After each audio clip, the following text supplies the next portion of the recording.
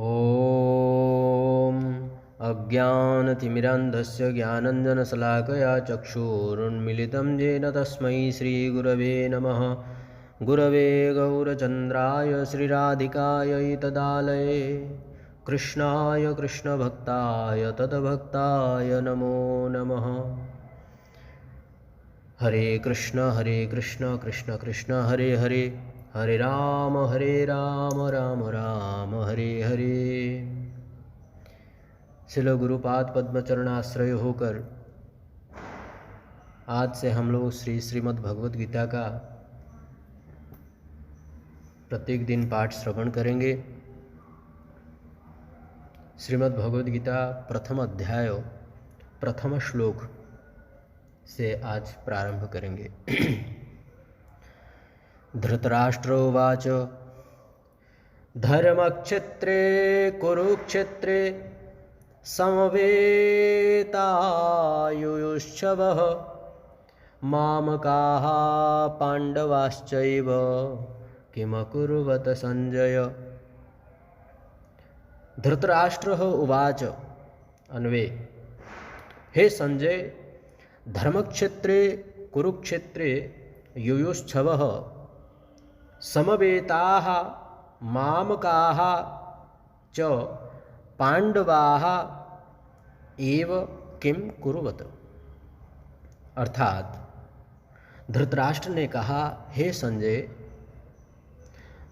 धर्म भूमि स्वरूप कुरुक्षेत्र में मेरे पुत्रों तथा पांडु पुत्रों ने युद्ध की इच्छा से एकत्रित होने के पश्चात क्या किया। इस श्लोक का हम लोग आज श्रवण करने के प्रयास करेंगे। मैं अज्ञान होने पर भी सन्यासी शिरोमणि मेरे गुरुपाद पद्म नितिल्ला प्रविष्टो ओम विष्णुपाद अष्टोत्तर शतश्री श्री श्रीमद् भक्ति वेदांत श्री नारायण गोस्वामी गुरु महाराज जी एवं नितिल्ला प्रविष्टो ओम विष्णुपादाय अष्टोत्तर शतश्री श्रीमद् भक्ति सिद्धांत जगद्गुरु श्री सरस्वती ठाकुर प्रभुपाद एवं सन्यासी शिरोमणि श्री गौर सुंदर के मतानुयायी होकर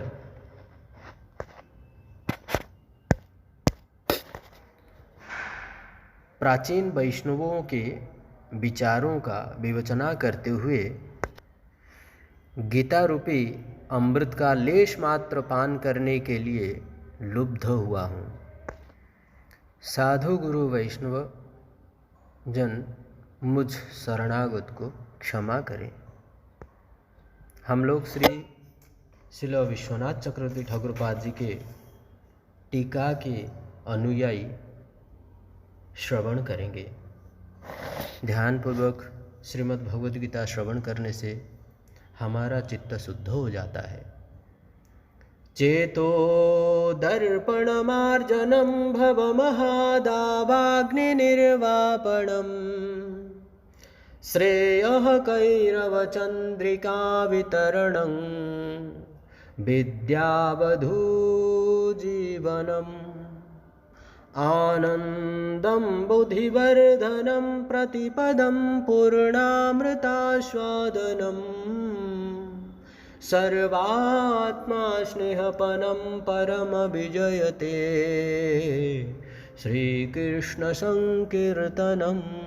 भगवान का कथा कीर्तन करने से, भगवान का कथा कीर्तन को श्रवण करने से क्या होता है? बोलते हैं चेतो दर्पण मार्जनम, हमारा चित्त रूपी दर्पण मार्जन हो जाता है। और भव महादावाग्नि निर्वापणम, यह संसार भयंकर दावाग्नि है, इस संसार से पार पाना बहुत मुश्किल है। तो किसका आश्रय लेंगे तो पार होंगे? तो बोलते हैं गीता और भागवत का बिना आश्रय हम पार नहीं हो सकते। और गीता भागवत को आश्रय स्वयं भी ले नहीं सकते। तो किसका? तो बोलते हैं साधु गुरु वैष्णव। भागवत और महाभागवत, भागवत श्रीमद् भगवद गीता और भागवत ये भागवत हुआ, और महाभागवत वैष्णव है। भागवत यदि भागवत पुराण हुआ तो महाभागवत वैष्णव होते हैं। तो वैष्णव के अनुगत्य में भागवत को पढ़ना चाहिए और श्रवण भी वैष्णव की अनुगत्य में ही करना चाहिए।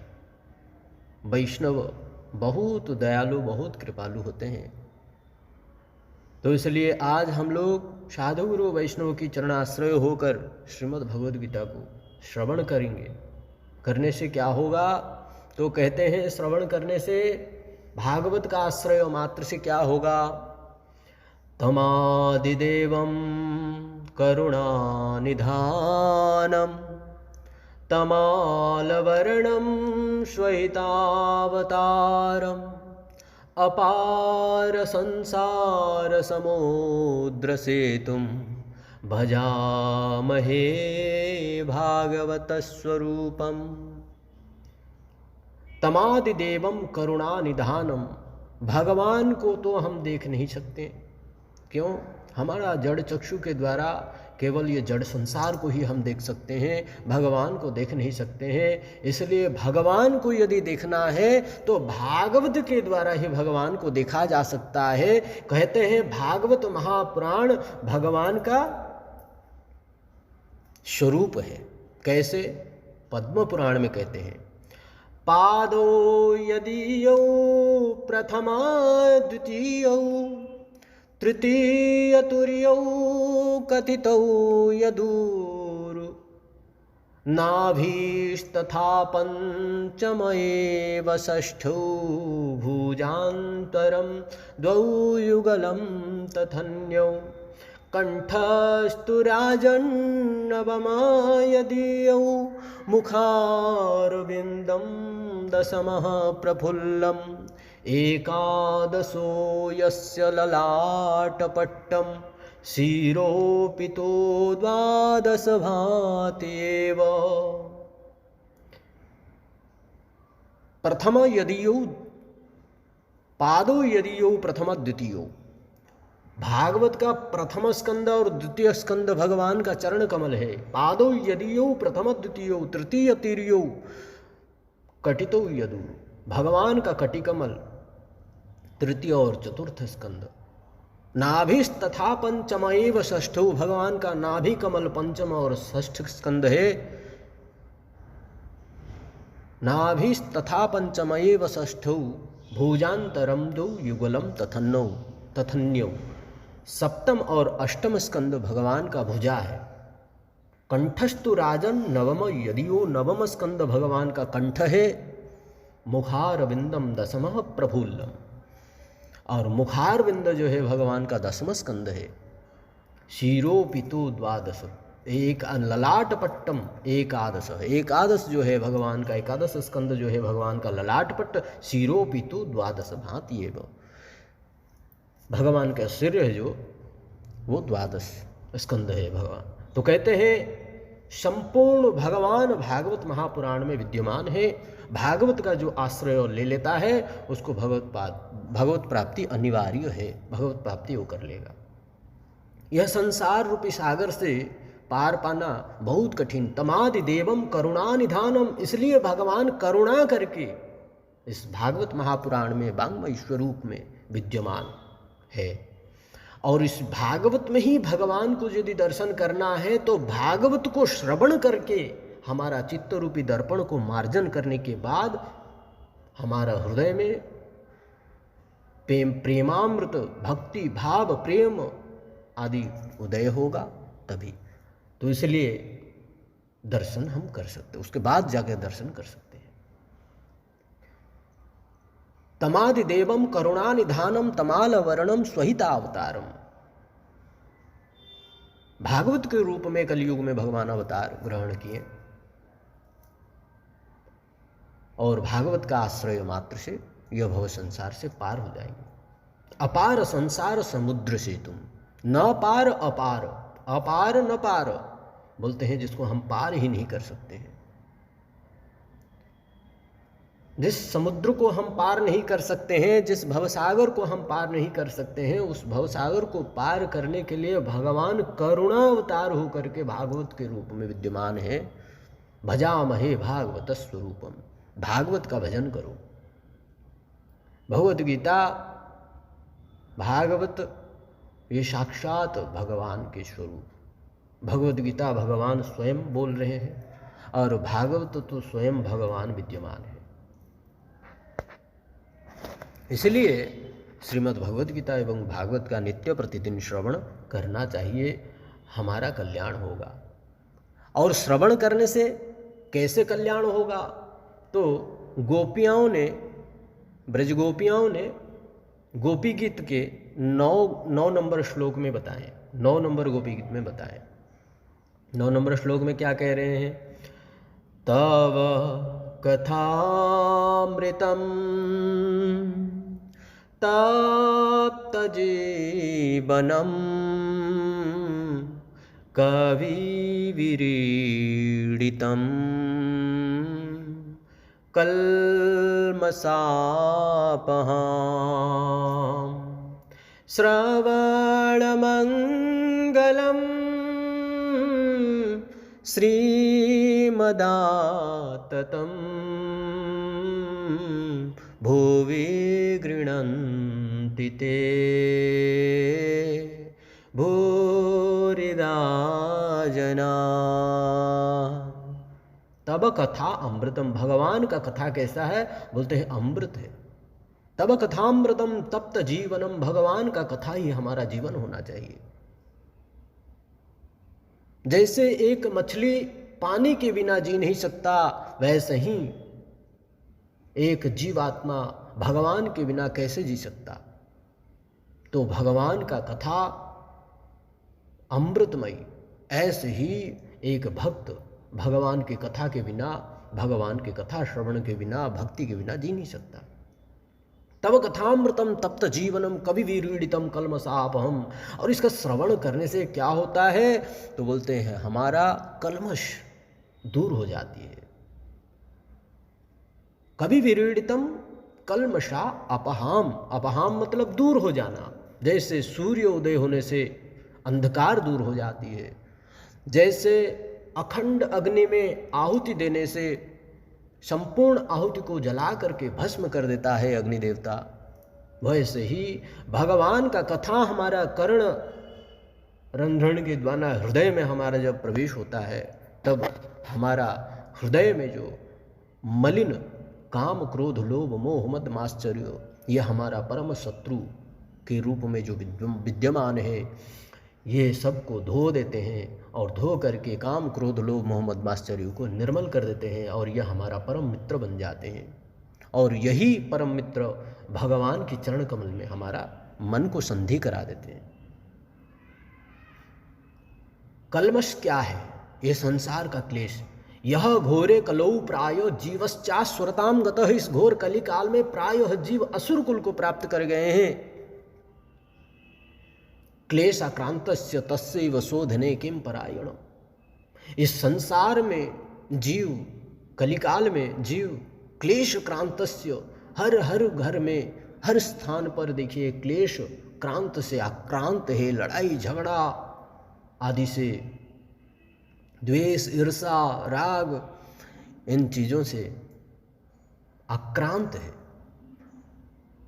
शोधने किम परायणम, इससे शोधन, इससे बचने के उपाय क्या है? इससे हमें कैसे बचें? इन सब दुर्दशाओं से हम लोग बचेंगे कैसे? बचने के उपाय क्या है? तो कहते हैं भागवत आश्रयम, भागवत का आश्रय लेना पड़ेगा। भक्ताश्रयम, भक्त का आश्रय लेना पड़ेगा।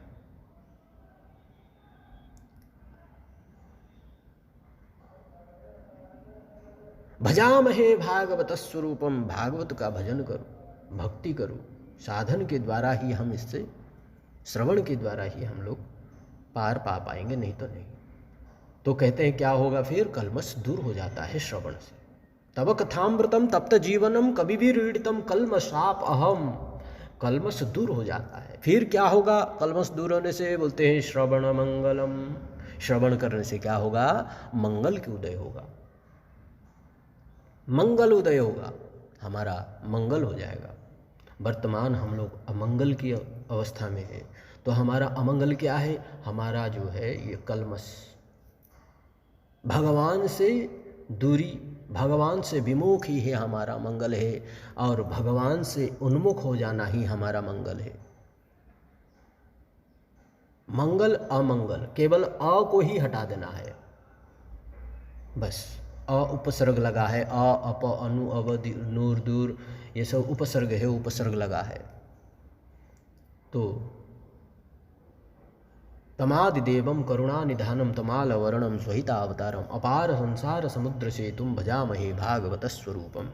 श्रीमद् भगवद गीता का हम लोग आज श्रवण करेंगे। श्री विश्वनाथ चक्रवर्ती ठाकुर पाद जी के टीका के अनुयायी हम लोग श्रवण करेंगे सारार्थी दर्शनी टीका। यह खलु सकल शास्त्राभिमत श्रीमच्चरण सरोज भजन स्वयं भगवान नराकृत परब्रह्म श्री वासुदेव सून साक्षात् श्री गोपालपुर्याम अवतरिया पार परमा तर्क्य स्वकृपा शक्यैव प्रापंचिक सकल लोक लोचन गोचरी कृतो भवाब्धिनिमज्जमानान् जगज्जनान् उद्धृत्य स्वसौन्दर्य माधुर्यास्वादनीया स्वीप्रेम महाम्बुधौ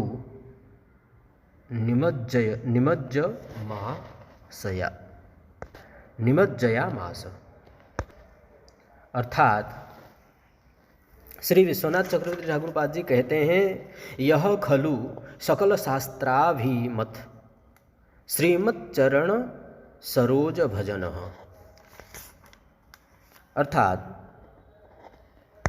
जिनके चरण कमलों का भजन ही सभी शास्त्रों का अभिमत है, वे नराकृत परम ब्रह्म भगवान श्री कृष्ण वासुदेव नंदन के रूप में गोपालपुरी में अवतीर्ण हुए हैं। परम अतर्क्य अधोक्षज होने पर भी योग माया के माध्यम से वे जनसाधारण के दृष्टिगोचर हुए एवं इस गीता का उपदेश देकर भवसागर में निमग्न जीवों का उद्धार कर अपने सौंदर्य, अपना माधुर्य के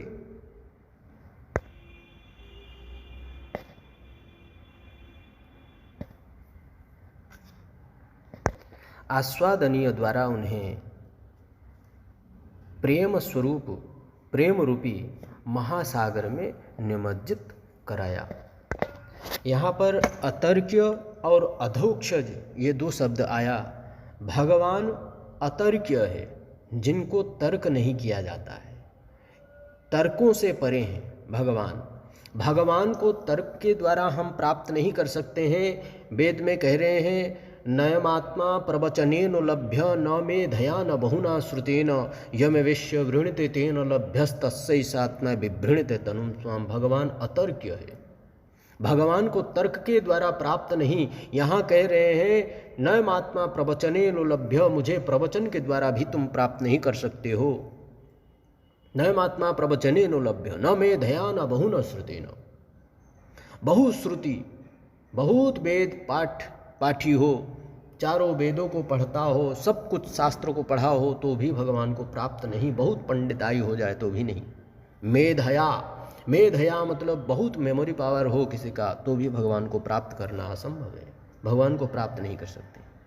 तो इसलिए भगवान केवल निश्चल प्रेम शरणागति को ही दर्शन देते हैं, और शरणागति ही भगवान को प्राप्त कर सकते हैं। निश्चल निष्कपट शरणागत, निष्कपट होकर के भजन करने से, सेवा करने से, किसी भी प्रकार का कामना निष्काम होकर के भजन करने से भगवान को हम प्राप्त कर सकते हैं। तो यह हुआ अतर्क्य। उसको तर्क के द्वारा हम भगवान को प्राप्त नहीं कर सकते हैं। भगवान परम सत्य है, सत्यव्रतम सत्यपरम त्रिसत्यम सत्यस्य योनि निहितम च सत्ये सत्य स सत्य मृत नेत्र सत्य सत्यात्मकम तुम शरणं प्रपन्ना।